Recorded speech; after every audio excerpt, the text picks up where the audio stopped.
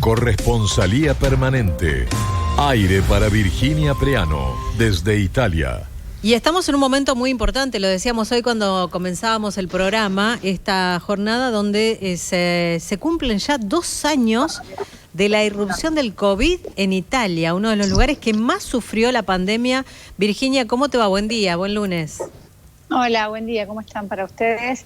Así es, un día de homenajes en Italia, pero principalmente en esta región que es la Lombardía, porque justamente aquí empezó el coronavirus, se conoce el paciente cero, que fue en una pequeña localidad que se llama Codogno, de 16.000 habitantes, aquí en el norte de Italia, donde un paciente que se llama Mattia, que después se supo que volvió de un viaje, tenía una neumonía muy grave, se hace el primer test, después serían estos tantos millones de test de COVID en el mundo, y de ahí se conoce que fue el primer caso. Después se ha dicho que en realidad el virus estaba antes, pero bueno, en concreto se celebra, no sería la palabra, digamos, pero se conmemora que son 2 años del paciente cero de COVID en Italia. Además, Codogno, esta localidad, fue la primera zona roja de Italia, porque a partir de ahí, bueno, ya la historia que todos conocemos, algo que parecía muy lejano o algo tal vez muy pequeño en aquel momento, y después, bueno, la cantidad de medidas y estos 2 años de pandemia y de cierres. Hoy hubo homenajes, hay que decir que homenajes más chicos en comparación con el año pasado, como que el primer año fue más fuerte, ya este segundo año, como pasa en todo el mundo, ¿no? La gente quiere hablar cada vez menos del COVID y de la pandemia. Hubo sí homenajes, el presidente italiano, que rindieron tributo sobre todo a lo que son los médicos y enfermeros. Aquí en Italia hubo 370 médicos que murieron por COVID en estos 2 años, y por eso es que el 20 de febrero se celebra el día, no sé si nacional o mundial, yo creo que es nacional, de los trabajadores de salud, justamente en homenaje a los médicos que murieron en la pandemia de COVID. Así que ya 20 de febrero es la jornada que se los recuerda, ¿no? Es muchísima cantidad de trabajadores de la salud que han fallecido. Bueno, Italia es el epicentro de víctimas fatales, por lo menos en la primera ola, ¿no? Fundamentalmente. Sí. Italia la semana pasada alcanzó los 150.000 muertos por COVID desde que empezó la pandemia, justamente hablando del 20-21 de febrero del 2020, y también como quedó, ¿no?, como estigmatizado en el país, porque fue el primer país también de Occidente en el cual también se empezó a hablar de manera tan fuerte. En realidad fue además como la puerta de entrada del COVID en Europa, entonces también por eso, y fue como este país que tanto se miró en estos 2 años a ver qué pasaba, y también se lo sigue mirando ahora, ¿no?, a ver qué pasa. Lo que pasa que hoy en Italia, a diferencia de lo que está pasando en otros países de Europa, que yo les vengo contando que ya cada vez hablan menos del COVID, Italia todavía no está tan abierto como el resto de los países, aunque sí se sabe hoy que en principio esta emergencia por coronavirus, que lleva 2 años, la fecha de vencimiento es el 31 de marzo, ese día cae la emergencia nacional por COVID. Se espera que el gobierno no vuelva como a renovarlo, sino que a partir de ahí empiecen a terminar muchas de las medidas, por ejemplo, el teletrabajo o el trabajo remoto, la cantidad de medidas que van a empezar a cambiar, no así todavía la obligatoriedad de la vacuna. Sí se espera que empiecen a reducir tal vez la rigidez de alguna de estas medidas, pero no a que se terminen, digamos. Empiezan sí a decir, bueno, de a poco vamos a ir quitando, vamos a ir dando más permisos, pero no todavía, a pesar de que Italia tiene hoy el 91% de la vacunación, de la población, mayor de 12 años vacunada, claro, que es un número muy alto, pero todavía no es que dijeron, como dice por ejemplo Inglaterra, que está casi diciendo, bueno, se terminó todo y a partir de, no sé, el 21 de febrero, vida normal. Aquí me aporta Jerry, llevamos en la Argentina 125.000 muertos por la pandemia. Lo que pasa es que, claro, si lo comparás con Italia, no hay prácticamente mucha diferencia, pero lo que pasa es que en Italia lo tenemos muy marcado porque fue cuando nadie conocía demasiado del COVID, no sabíamos cómo enfrentarlo, no había vacuna. Aquí en Argentina pegó la segunda ola, ¿no? La segunda ola fue dura, ahí fue la primera, cuando todavía estábamos tratando de determinar qué era este virus, ¿no? Exacto, por eso es que se lo recuerdo tanto, porque bueno, esas imágenes que han recorrido el mundo, de tanto de Bérgamo sobre todo, estas pequeñas localidades, estas famosas zonas rojas, donde no se había nada. Ustedes se acuerdan al principio, estos trajes que le ponían a la gente que no podía respirar, o bueno, Sí. todo eso hoy parece una historia como muy vieja, Surrealista. y pasaron hace 2 años. Sí. Y fueron justamente en todos estos lugares, por eso también la cantidad de médicos muertos al principio. Como bien vos decías, Italia tuvo un número muy alto el primer tiempo, los primeros 6 meses sobre todo, después hubo una bajada, después hubo una segunda ola, y bueno, y de ahí ya esta historia que uno ya viene repitiendo tanto.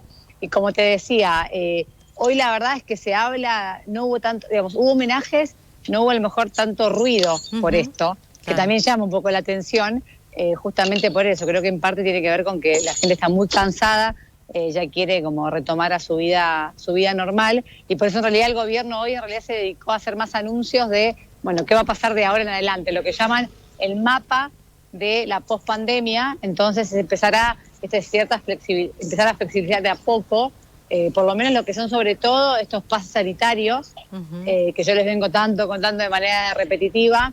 Si los empiezan a reducir, estas obligatoriedades de la vacuna, en principio todo lo que se ve como la luz es más entre mayo y junio. Claro. Es decir, que hasta abril va a seguir todo más o menos parecido, y ya mayo, junio, en la antesala del verano, es que de ahí Italia lo que quiere además es aprovechar la Semana Santa, la Pascua, para empezar a abrir un poco más el turismo y poder ya llegar a un verano donde empiecen a recibir de manera masiva a estos turistas que ya son 2 años que se ven muy poco. Claro, o sea que la idea de Italia un poco es encontrar cierta normalidad a partir de mediados de año, o sea, y sobre todo con esta apertura al turismo, ¿no? Exactamente. Apertura del turismo a partir de, primer prueba sería Pascuas, porque recordemos, Cata, que ya son 2 años de Pascuas blindadas, como le han llamado en Italia.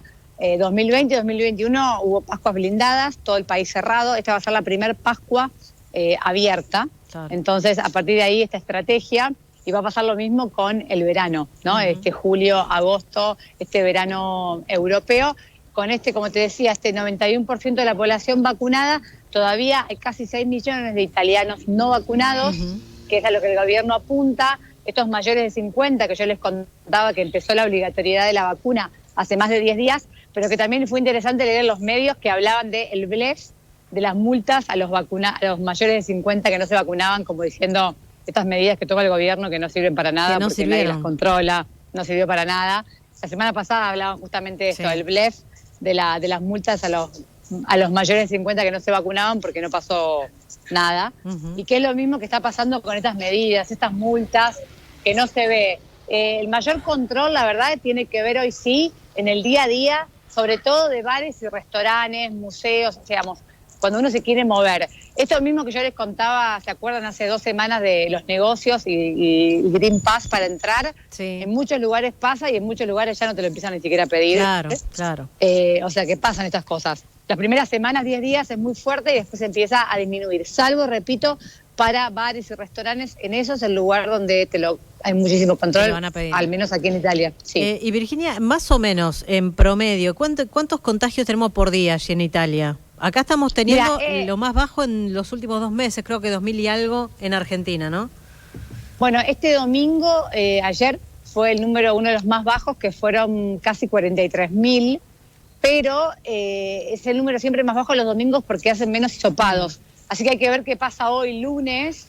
Generalmente lo que suele pasar, Cata, es que el domingo es el 50% más bajo, después el lunes vuelven a subir por la cantidad de hisopados que hay, sobre todo de menores de edad. Pero bueno, ayer hubo casi 43.000, que es un número bajo porque estábamos hablando de más de 120.000 hace más o menos una semana, 10 días. Hay que ver qué pasa hoy a las 6 de la tarde, hora italiana, es cuando actualizan estas cifras, que ya no las dan tanto oficialmente porque la gente ya está cansada. Claro. Pero bueno, todos los días se renueva estas cifras, así que hay que ver qué pasa hoy. Te dejo un pedido que nos hace un oyente. En realidad porque se está escuchando, aquí en Argentina llegó mucho esta versión de que hay un grupo de rosarinos que está yendo muy bien, o por lo menos que tiene la idea de, han comprado unas casa por a €1. €1, y reconstruyen un pueblo entero. No recuerdo qué pueblo era, pero nos dicen... Sicilia.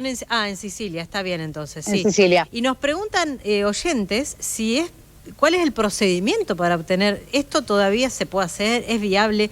¿Qué hay de cierto en torno a esto? Decirle al oyente que yo tengo previsto ir a uno de estos pueblos. Buenísimo. Así que cuando vaya, obviamente que vamos a contar qué pasa, porque lo que se sabe, muchas veces sale aquí en los medios, es que venden, digamos, estas casas por €1, pero después hay un valor de inversión mínimo que te exigen y una cantidad de tiempo de obra para que vos termines tu casa. Digamos, no es que podés tener una casa de €1 y que pasen 20 años sin arreglarla. O sea, hay un tiempo y una inversión.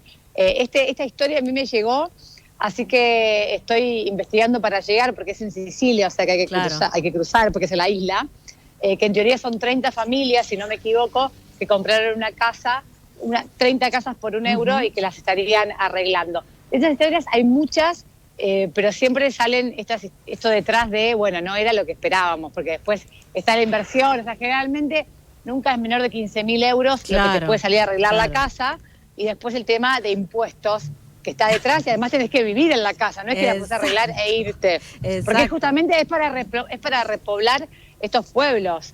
Ese es el concepto, no es simplemente arreglarla, sino es para que la gente vuelva a vivir estos pueblitos que la gente se va. Es lo que nos aportan también oyentes. Bueno, las casas en Italia salen €1, pero después la escritura sale 10.000, arreglos e impuestos 6.000 euros. Exactamente. Claro, o sea, pero está bueno contarlo en todo caso cuando andes por esa zona, si llegás a ir, estaría bueno tener de primera mano tus experiencias, ¿no? Dale. Sí, decirle al oyente que me ganó de mano porque estaba detrás de eso, así que toda información es bien recibida. Hermosas las casas, estamos hablando de casas hiper antiguas, súper abandonadas, ¿no? Pero qué lindas que son. ¿Te acordás cuando vino Virginia, que estuvo acá con nosotros, hablábamos de este tema fuera del aire? Que nos hablabas de una localidad, no sé si era un pueblo de Italia que había sido, que habías recorrido y que bueno, que estaba así, como cuentan acá las noticias, ¿no? Como que son lugares... voy a decir, yo fui al pueblo malvicino con mi abuelo. No sabía si decirlo, ¿no? Y no hay problema. Y el pueblo malvicino, que son 3 cuadras, y que vivían entre 2 y 15 personas, no quedaba absolutamente nadie, pero tenía un comune. Y como no quedaba nadie, hasta el cura se había ido, hasta la iglesia, el cura va una vez por semana y no queda nadie, pero todavía mantienen el común y la iglesia, o sea, son las cosas que tiene Italia. Yo también ayer estuve recorriendo unos pueblitos que vivían 50 personas, 40, y siguen funcionando, viste, a lo Italia, pero te vuelvo a decir, conociendo los precios que tiene este país, cualquier tipo de arreglo puede llegar a salir carísimo, porque cualquier cosa que implique mano de obra es muy caro. Entonces, por eso está siempre un poco el engaño. Convengamos que si fuera un negocio tan grande, lo haría el comune para hacer algo. Si está buscando gente es porque siempre hay algo detrás. Claro, está Pero bueno. Vamos a ver. Dale, vamos a ver. Bueno, muchísimas gracias, muchas gracias. Gracias a ustedes. Y nos reencontramos esta semana vamos a hacer otra salida con otro tema, porque empieza la Semana de la Moda en Milán. Espectacular. Así mostramos algo distinto. Vamos a ver si voy a la puerta de algún desfile y les puedo mostrar lo que es el backstage de esto, que a veces hay otro público que también le puede interesar, así que vamos a estar recorriendo ahí un poquito de los desfiles. Espectacular, y salimos un poco del COVID. Dale, buenísimo. Exacto. Me encantó. Dale. Virgin, un beso grande. Hasta luego. Chau, hasta luego. Virginia Priano, desde Italia. 11 de la mañana, 39 minutos. Moderno House cumple el sueño de tu vida. Ser propietario ahora es posible con Moderno House. Moderno House hace posible que tengas tu propio hogar, 100% listas para alquilar. Ahí estamos. Para